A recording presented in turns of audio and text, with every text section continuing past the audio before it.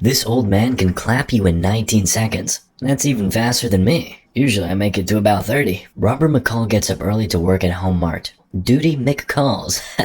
I'm sorry. I've just set a new record for the fastest lame joke. McCall has OCD that doesn't really affect his life, but makes him a bit special in a different way. Robert is respected and well-liked amongst his coworkers. He has lunch with his friend and coworker Ralphie, whom he is in the process of helping lose weight. Ralphie eats healthy vegan, gluten, and taste-free sandwiches with chips. What can I say? We're all human. I, for one, put Nutella in my tuna sandwich. Delicious. McCall reminds Ralphie he's supposed to lose weight for his test to become a security guard. Aimed for progress, not perfection. If only the progress of eating chips wasn't that good. Most nights, McCall can't sleep, so he goes to a local 24/7 diner, where he reads books and drinks tea he brings from home. Man grinds and saves like a hustler. He is now reading The Old Man and the Sea. A young and sussy girl interrupts Robert with her ironic remarks about the book. She suggests the book Rich Dad Poor Dad by best-selling author Robert Kiyosaki, and Get Rich or Die Trying rap album by famous music artist 50 Cent. What can I say? The girl knows how to grind. She's too intelligent to learn anything and goes back to her night of hustling again. At work, a couple of McCall's young colleagues ask him what he used to do before this fantastic job at Home Mart. He says he was Michael Jackson's dancer and even performed a little dance for them. Shake it, baby. He sold the store to me. Robert returns to the diner that night and runs into the same girl. She notices he's reading a new book. Robert tells her how the Old Man one ended. Spoiler, it was a waste of a delicious sashimi. A limo pulls up from the diner as they enjoy small talk. The girl gets a call from her pimp, Slavy. He tells her she has a client, the man in the limbo. She tells Slavy she doesn't want to work with this client because he's a pig, but Slavy ignores her feelings. Harsh. The car door opens and reveals a whale waiting for the girl. Let's hope he's a crypto whale. Just make sure you're on top and you'll be fine. Reluctantly, the girl goes outside and joins him. The next night, Robert finds the girl at the diner with a bruise on her face. Hope her insurance pays for traumas of the workplace. Suddenly, she decides to join Robert at his table. She introduces herself as Terry, later revealing her real name as Alina. Nice one, Robert. Cracked her story without any effort. She hands him a CD she recorded of herself singing, hoping to get his opinion later. Probably thinks he's an undercover Take Heath. Detective Alina aptly deduces that Robert has been recently widowed and still feels lost without his wife. Hit that on the spot. Robert confirms and reveals that his reading habits are inspired by a reading challenge his wife couldn't finish. 100 books everyone should read. Nice one. Resembles my own challenge. 100 terrible movies no one should watch. This one's actually pretty good though. Robert made it to 91. Keep it up, bro. I think I've passed that many uploads at this point. The book club leaves the diner, talking and walking for a while. Then a car pulls up to them as they're about to part ways for the night. It's Slavy and his driver Tevi. Slavy gets out and slaps Alina. Robert attempts to intervene but is called off by Alina. Plus, Tevi has a gun in his hand. Come on, bro, you have 9 books left. Go home. Slavy walks over to Robert, hands him a card for his business, and suggests he picks another girl. Or better, go for the girls at the library. That one's a tip from me. For a few days and nights, Robert doesn't see Alina and seems worried. One night, the diner's manager tells him Alina's in the hospital after being beaten badly. Don't worry, Rob, she has great insurance. But McCall goes there to check and finds a mess instead of Alina's face. He also sees another girl, Mandy, who's crying uncontrollably. Tell her about that reading story and she'll cry for the rest of the week. Robert observes from a distance. A man watches 2 girls from a distance and instantly enjoys it. Potential title. Mandy later walks by Robert crying. She gets a cup of coffee but it overflows, and Rob comforts her because there will be no sad sussy ladies on his watch. He asks about Alina and Mandy reveals that Slavy hit her, and she hit him back. Brave move, but not the smartest one. Judging by the current situation, the smartest move would be to change city or state. Mandy says that Slavy once threw battery acid in some girl's face, and keeps her around as a reminder to the others. Well, my suggestion is even more solid now. He treats his girls like merchandise. Well, what would you expect from a pimp? Robert ponders the situation for a few days. What should I eat for dinner? What book should I read? Those would be good questions to consider. But our man decides to act in the name of a saucy girl he talked with once. Simp. Using the card Slavy gave him, Robert goes to a restaurant where Slavy and his men are hanging out. Vodka and Russian rap. Classic. Robert enters the office suite above the restaurant with an envelope containing 9.8 grand. All the pension money he grinded so hard for.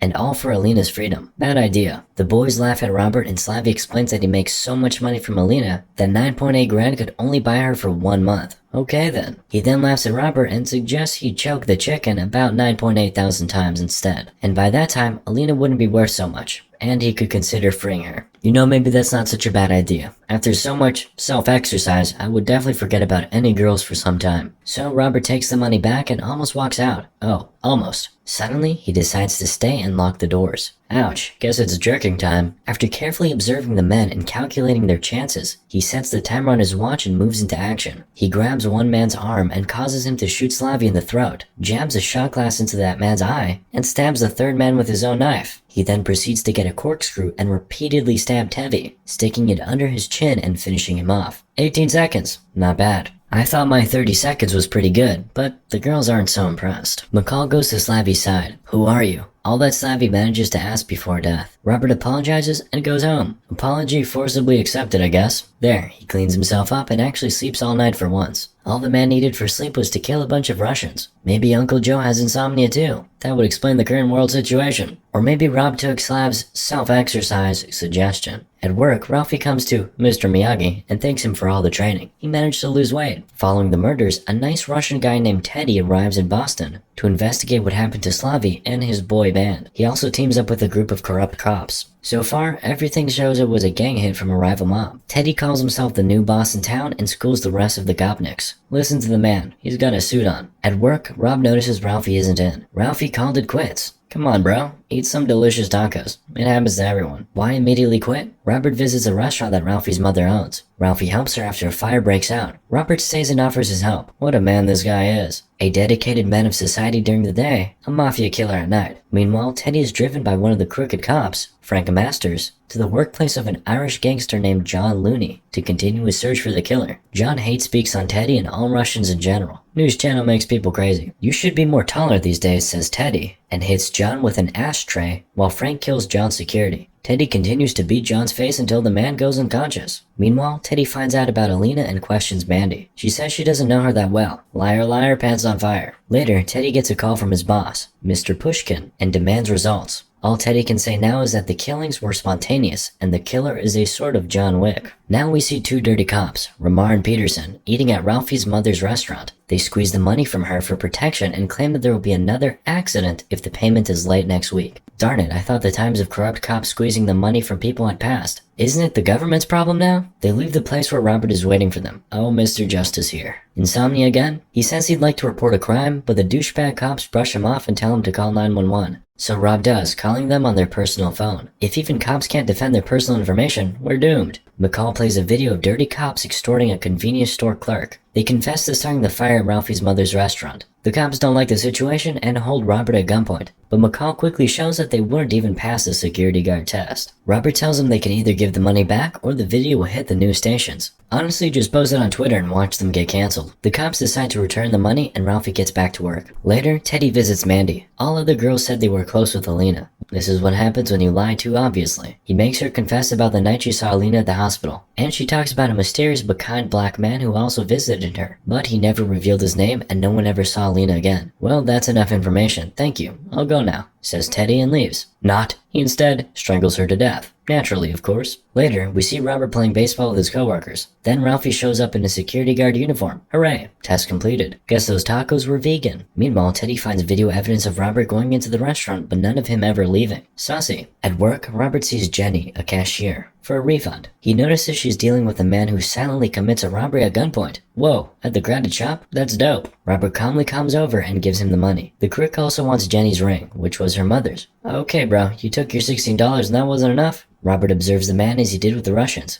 Guess the tiger is getting ready to strike, but he doesn't since children entered the store and could get harmed. So he hands the ring to the thief. Then Rob follows the man outside and looks at the car plates on his ride. The cops say this was part of a string of robberies from the same man. Robert then goes to get a sledgehammer off the rack. The next day, Jenny discovers her ring in the register, while Robert returns the sledgehammer to the rack after wiping it clean. I think I see some connection between those absolutely different events, but maybe it's just me. Pretending to be a detective, Teddy visits Robert. The latter immediately understands what's happening and answers his questions with his prepared answers. The man trained for this. Teddy leaves feeling sussy about Robert, making Robert take some action. Teddy tries digging into Robert, but everything shows Rob is a 9-to-5 normie and not involved with Slavy's death. Teddy feels that everything they know about McCall is fiction. Maybe Robert simply took kung fu classes. A wannabe worker enters the cafe where Robert enjoys his book. Robert breaks his character in seconds. Teddy, Frank, and some others wait outside. The man takes out a gun and walks to Rob. Suddenly, a truck pulls up in front of the diner, obscuring Teddy's view from his vehicle. He doesn't get to see how Robert kicks the worker in the stomach with his book, killing him by slamming his head down on the table and breaking his neck, clean as a whistle. He then kills the lights, walks out of the diner, casually walks in front of Teddy and his boys in the car, snaps a photo of them, and then walks away. Based. Gangsters follow Robert home. Teddy demands taking him alive. Always a wrong decision when you hunt down John Wick material. Although Rob is already a bit winded. No worries, the clock should have lagged behind. At home, Rob boils some honey to cure the wound while the gangsters silently enter his home. They stealth into his apartment only to reveal that McCall is in another condo, watching them with hidden cameras. Ha, trick them. Can't blame the man. He likes taking photos and watching. Relatable. Robert planted some evidence. Pills for air sickness, tickets to Bangkok, and an open web link about the top 10 things you need to know before dating a ladyboy. But Teddy doesn't buy the story. He feels Robert is watching, and instantly enjoys it. Then Teddy orders them to find Robert, or he'll bring people who will. Rob leaves town only to visit his old friends Brian and Susan Plummer. They obviously have a history of cooperating with some intelligence agency. Those feds. Can you smell them? McCall asks about Teddy and his Russian friends. While Susan gathers information, Brian and Robert discuss McCall's car bomb accident. Everyone, including Brian and Susan, believed Robert was dead. Oh nice, faking deaths. I heard they charged 5 years for this, but not in this state, and not the ex-agents, I guess. When she returns on the Uber Fly, she says that the men Robert killed were in the Russian mafia led by Vladimir Pushkin, a high-profile and untouchable oligarch. Teddy, whose real name is Nikolai, is the dog Pushkin sends when something needs to be dealt with. Ramar and Peterson were Pushkin's people, found dead a couple days earlier with their testicles shoved into their mouths. Classic Russians. They call this 2 shots of a white bear back in Moscow. Susan warns Robert that these men won't stop until he and everyone he cares about dies. Love those moments. Let me assume what happens next. Robert kills his mafia boss only to find out he is connected with a bigger mob boss who's also associated with the president of Russia, who is also connected with the president of the US. So should you go straight to Donald Trump? I mean Uncle Joe? Anyway, Susan asks why Robert went into all this crap for Alina. Because I can, says Robert. Susan sees the man his wife Vivian loved is not gone, so she blesses him and the man leaves. Robert finds Frank Masters and traps him in his car, which he has rigged with a hose from the tailpipe. Give the man some info about Pushkin or die in a car. A pretty boring death, so the man breaks. Pushkin was a classic Russian writer born in the year 1799. No, not that Pushkin. Frank finally understands what Robert needs and takes him to a warehouse. There, Russians count and stash millions of dollars in cash. You know, something toy review channels make in minutes. There, Robert makes the gangsters surrender with a classic, "let me see your gun" trick. He ties them up with all the dirty money for the cops to find and frees all the workers, giving them a departing bonus from Pushkin's money. Well, what do you know? Now Russians rise up the American economy? Or maybe it was like that all the time. He handcuffs Frank and compels him to report, compelling him to be a good cop one last time, or the first time, and give up his stash. McCall finds Frank's safety deposit box and finds some money, passports, and a USB stick. You don't want to know what's in it. Teddy invites a team of assassins from Russia to help him track down and take out McCall. No need, he's right here. Oh wow, those guys work fast. Robert sits in front of Teddy and offers him a chance to stop hating before Robert takes out the entire Democratic Party.